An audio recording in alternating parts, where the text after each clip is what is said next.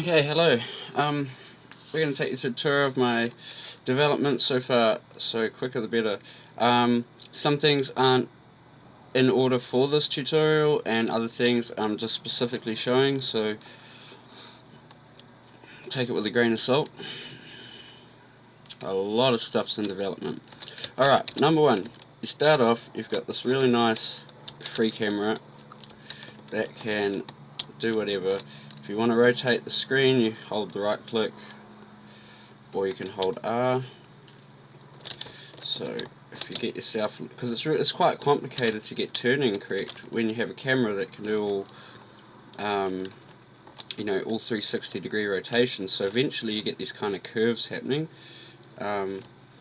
So we work on that as we go, but I'm sure I'll tweak it better. I need to make the mouse disappear because it highly is annoying, but for now that's okay. So number one, we've got that. We've got this player. We should be able to, first time you ever enter a player, if it's unconfigured, it'll do this. After that, it'll never do it again. Generally your players will already be configured. It's just a backup just in case anything goes wrong on it. So we've got this player and we can move, but I haven't done walking animations or anything like that. So we've just got turning. If we rotate a little bit, you can see the breast get a bit of wobble from turning, so that's cool. We've got F1. If we hold F1, we've got this really nice arm control. F2. Now to get rid of the camera, you can press J or double press J and it'll lock the camera. So we've got this nice kind of cool movement. We've got the right hand as well, and if we press F3, we've got wrist control. This is just the extra, just for fun. You should be able to do certain poses and stuff. It's really hard though, like you're not going to be able to sword fight doing this very easy. So we can turn those off, and they should just recorrect back to animation default. So it's integrated with the animator. At the moment I don't have any animations playing because they're a little bit in the way. So the animations will do stuff like, we've got lots of stuff just in the air, just not working with gravity properly yet, like we're actually walking off the ground. So we're not going to hit these stairs or go up them or anything like that. See? But at the moment we were dealing with the breast wobbling, character play, stuff like that, so that's cool. We've got this third person camera which you can tweak to your delight. So if you want it up there, you can have it up there.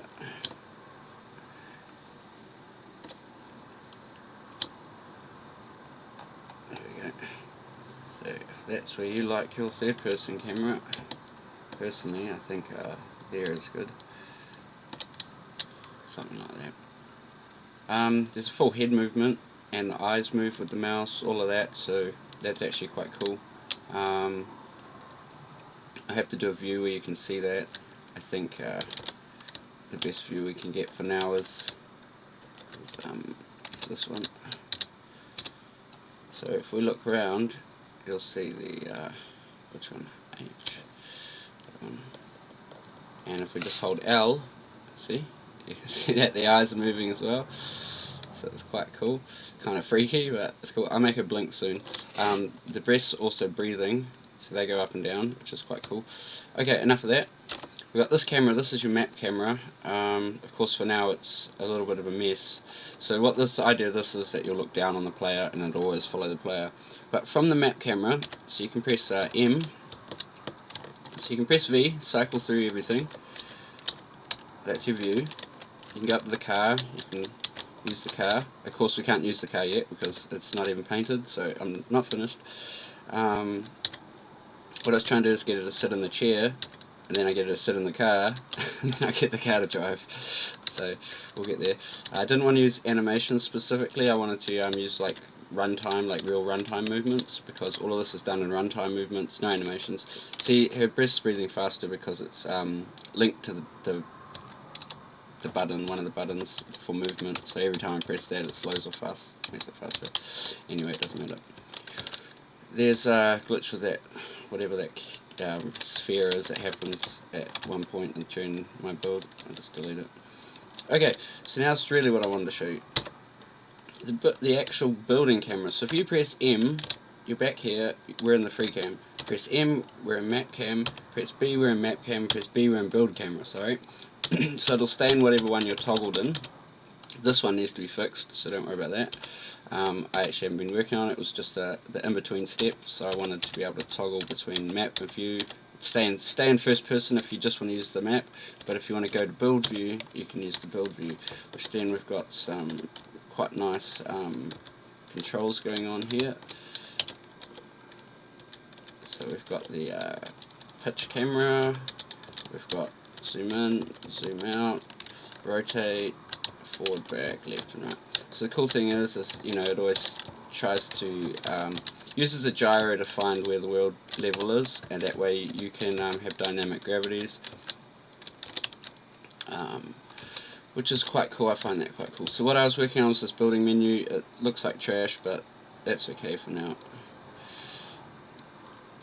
So we can go, so it's be something like that, and I clean it all up. You go build and click buildings, and you go, I want some houses. So at this point it searches a folder for all the objects in that folder, and I just did a little play around with trying to make like a highlighted ground element. So also tried to make this scroll. It's quite tricky. Try to make the scroll so you could just do one bump, but if you do a little bit more, it kind of scrolls in, and then if you go hardcore, it goes like quite a bit. So I've just got to tweak that till it works better.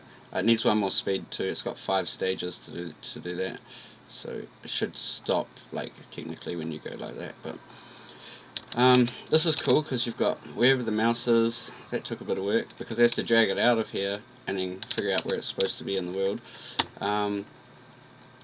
I also posted how to do that on an answer for Unity answers, so it should be there somewhere.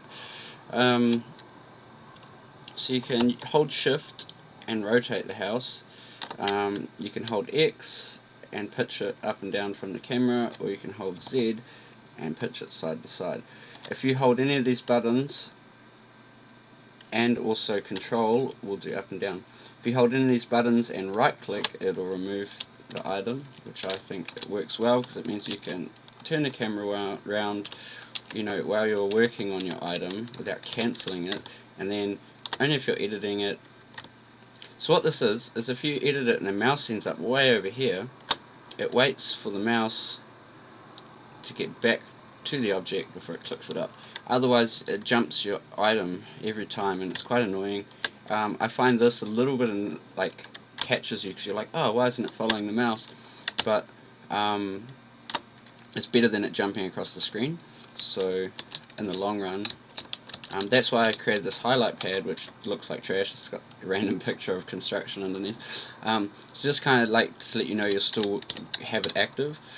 So then we can place it. Now,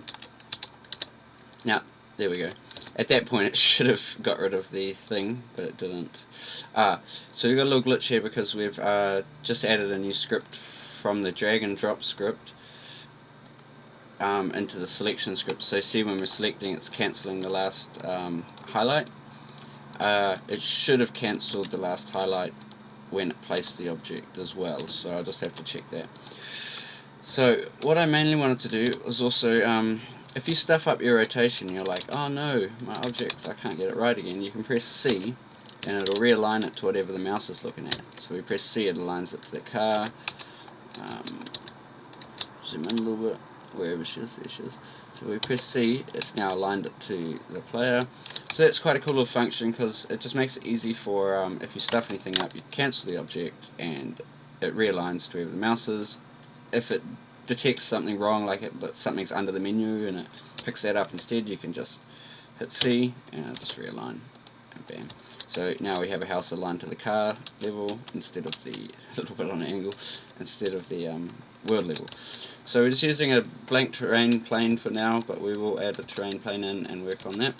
So this is quite cool because you can get these houses going quite fast, and I'll do a whole menu system for them, like what it takes to build them, all sorts of stuff, because mainly I want to be able to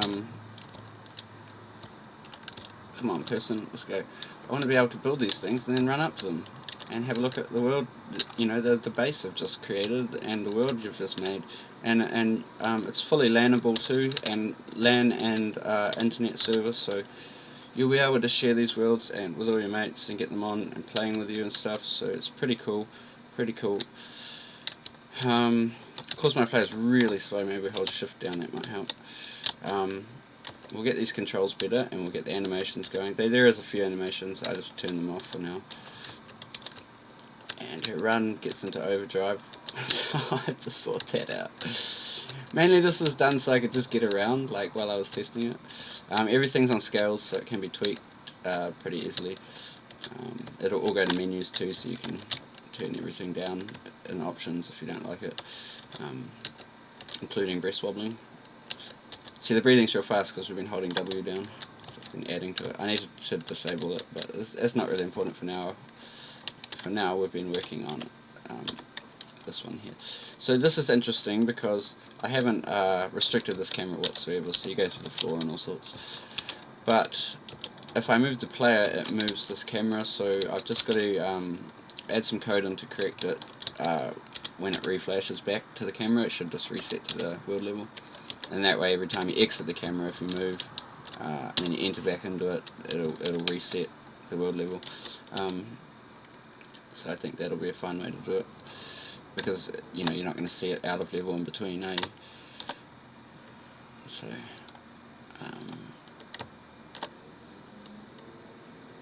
say I want to put this house upside down, why not? Or completely sideways, and then you actually get gimbal lock because Y is on the Y of the house, so whatever way it's looking will always be Y, but X will always be forward and down from your view, and Z will always be sideways from your view. So it will catch you out, and it is quite hard to do full 3D rotations and keep things clean as you can. Like, honestly, it's one of the hardest things in coding is 3D rotations, so good luck. But we're going to adjust that height. We can just level that up or down.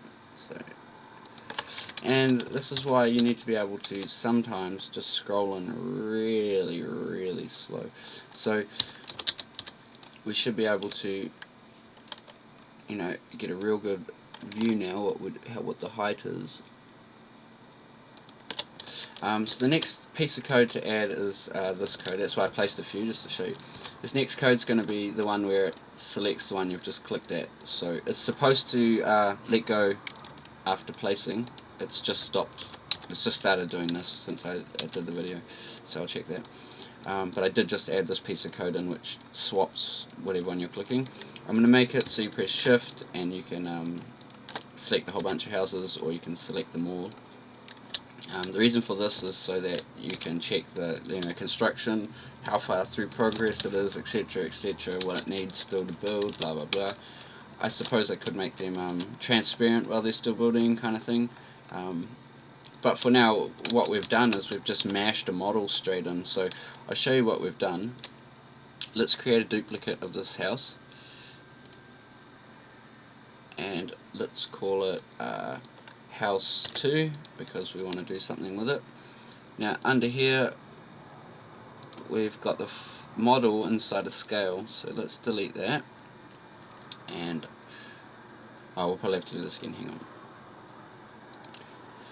Duplicate, let's call it Asian house, let's just call it medium house 1 because I've got something else I want to use. Inside the scale wrap is the file, so we can delete that. That way when I'm adding files from the internet, like this one we're going to use just for a test, it means that